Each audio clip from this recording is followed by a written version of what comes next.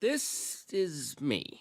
Just kidding. This is me. My name is Amanda, and welcome to my podcast where I will be talking about pop culture, music, Film, drama, and fan videos. Hello and welcome back to my channel, Always Popular. I'm Amanda, your host, and let's get into this week's episode. You may have heard about multiple stories about a lot of different people in the music industry being screwed over, taken advantage of, sexualized, and probably even worse, having a mental breakdown in public. No one wants to see their favorite artist or band or whoever they are being taken advantage of, or worse. And it's hard sometimes to comprehend what's going on in their life and what's happening behind closed doors. By now, you may have heard of publicly well-known stories like Britney Spears' highly publicized conservatorship, the boy band Con problems surrounding Lou Pearlman, and how terrible Dan Schneider really is around Nickelodeon stars. Today, we're going to be diving into the drama of one of the most screwed over singers in music history. However, her story is not that well known.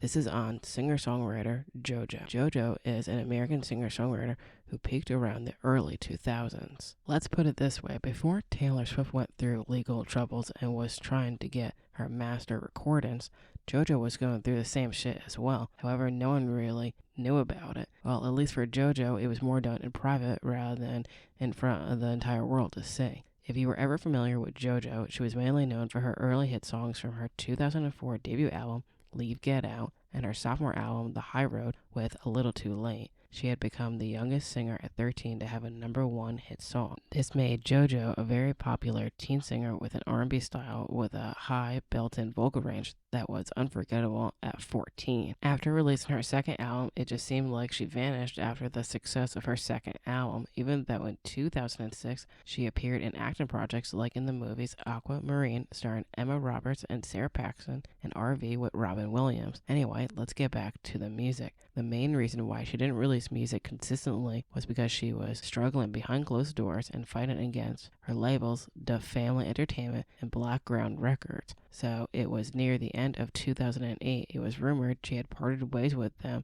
However, she was still signed to those labels. Later in 2009, she had already completed a new album and they were supposed to promote her new music. However, her label was finalizing a new distribution deal, and this is where things go downhill.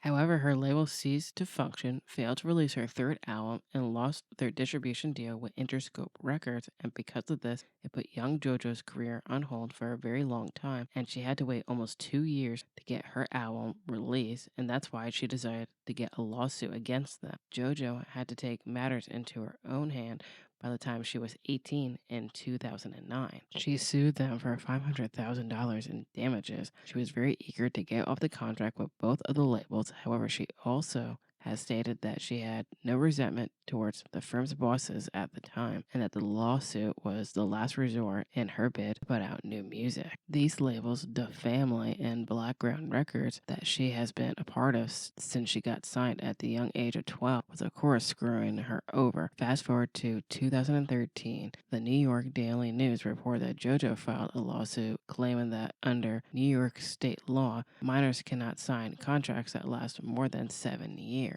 JoJo and her parents had signed her contract in 2004 when she was just 14. Contract should have been done by 2011. She was supposed to do a 7-album record deal with them. However, she only released 2 albums with them due to the label's agreement. Instead of freeing JoJo and supporting her, both labels forced her to stay on the label, basically holding her hostage and wouldn't let her release any music or to be signed to another label so that she could further her career. Unfortunately for JoJo, she had to walk away without a proper settlement from her old labels. However, she found a way out after a 7-year legal battle with her old labels and got signed to Atlantic Records in January of 2014.